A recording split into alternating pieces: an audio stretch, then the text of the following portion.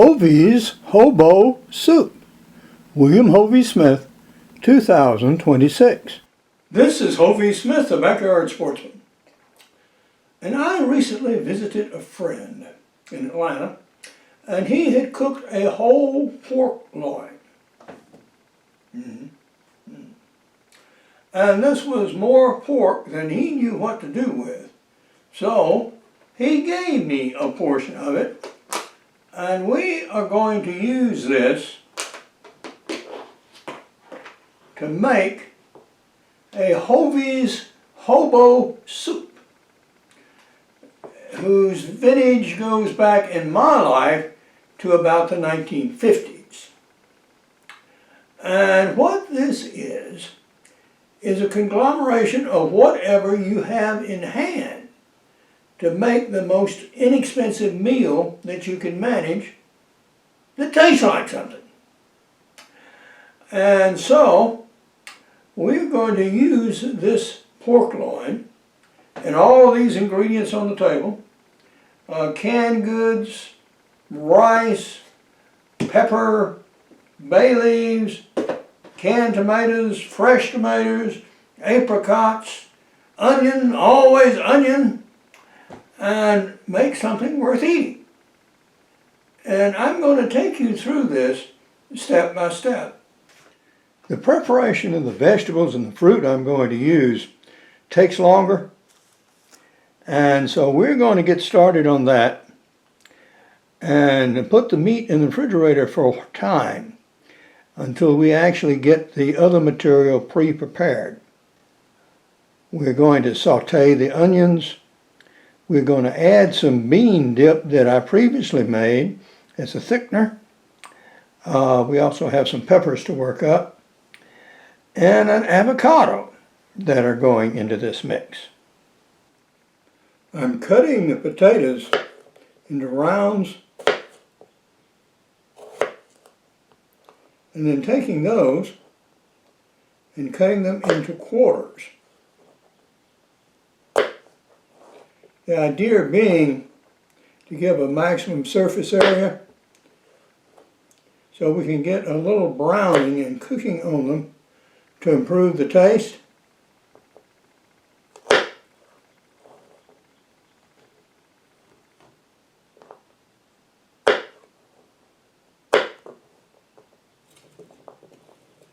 Okay. Those look pretty good. Yep. And now these will go in our pot with some olive oil and some salt. Also going into the pot in pieces diced up to approximately the same size or smaller. We're going to put half a bell pepper, that entire onion, the entire avocado, the 2 Roma tomatoes, as well as the apricots. Now the apricots add a bit of interesting sweetness to the mix, and that's why they are employed. Not unusual at all in Hispanic cooking to add a sweet element, oftentimes fruit, into an otherwise savory dish. We now have everything but the onion ready to go in the pot. And so, slicing up this bell pepper.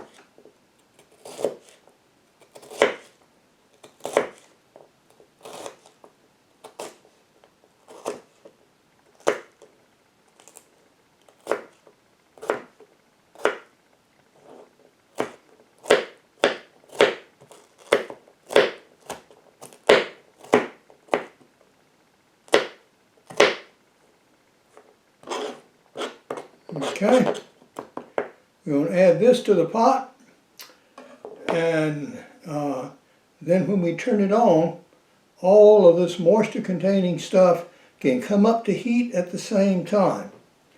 If I had things already frying and put stuff this wet in, we would of course get a lot of horrible splatter. So you want to avoid that. So all this is going into the pot, and a little later the onion. We now have our onions chopped, and so these can go into the pot now, and we'll begin the heating process and caramelize the onions. We're caramelizing now, and we've just started the heating process, and it is 6:41. We're going to start grinding up the spices. These include peppers, salt, and also those beef sticks, which is used as flavoring as well as to provide added protein. I'm a writer, and I'm now working mainly on scripts. The Buzzard Squadron 2 actually won in the Best War Screenplay category at the Chicago Script Awards. And here's the cover of that. And we're working on another teleplay, Sunstruck. And here is the cover, as well as my usual outdoor bow fishing, crossbow hunting, and backyard deer hunting books, and our new novel, Petrov's Escape, which is set in Siberia, and for importance to many of us these days, using AI to make your own job anytime, anywhere, at any age, which means exactly what it says. And it tells you how to come up with an original job idea, then step by step on how to start your own business in the U.S.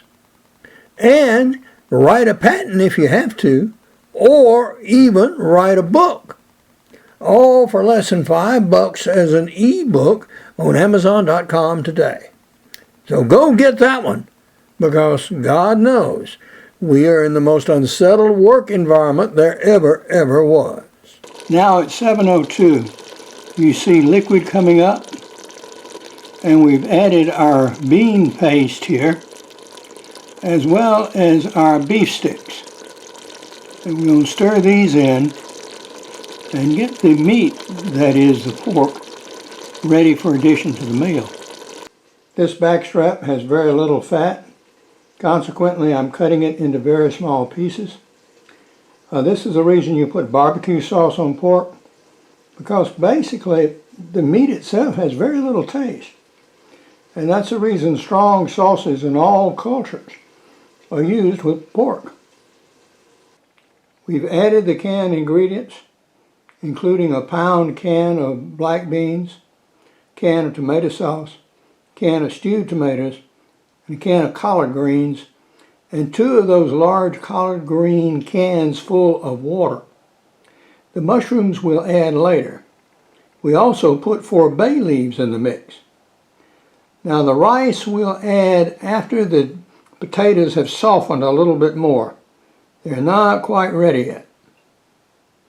At 7:32, we've got a pretty full pot here.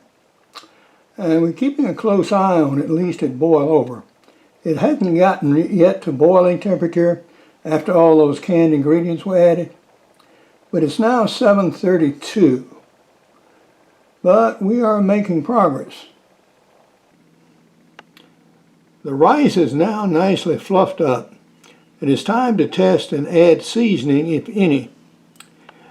The rice is in good shape, the potatoes are fine, and you want to wait until this stage before you start throwing a bunch of salt and stuff in it, because everything you used had some salt in it. We have indeed finished.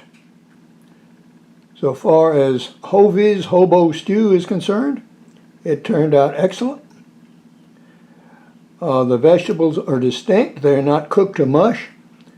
The rice the same way. It's done, but it's not super soft. And you taste the individual vegetables that you put in it. And you also have proper mouthfeel. So all told, an excellent thing. But now, this is Hovey Smith, reminding you to hunt what you eat and eat what you hunt. Be legal, be ethical, be safe. Goodbye, God bless, and see you next time.